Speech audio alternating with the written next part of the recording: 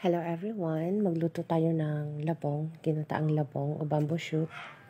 Sinutay ko muna yung meat kasi gusto ko yung mag-brown yung meat. Tapos yun na yung ginamit kong mantika niya. I never put mantika na anymore. Yung galing sa meat na then ginisa ko siya ng sibuyas, bawang, luya, and then kamatis. Pagluto na yung kamatis, just put the green chili. And then, tubig, tapos patis.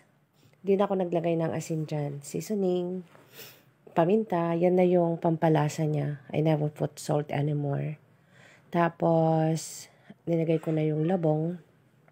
Siguro, tong ulam na to good for 6 or 5 people.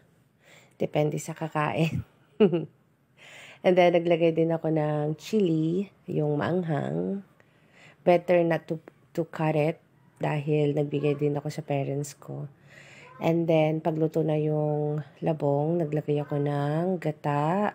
May malunggay na ako nilagay dyan. Then, I put another more. Gusto ko kasi yung maraming gulay, maraming dahon.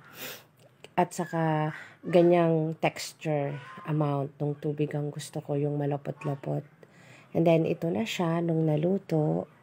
Naglagay din ako ng chili oil kasi kulang yung anghang niya. Yun lang guys.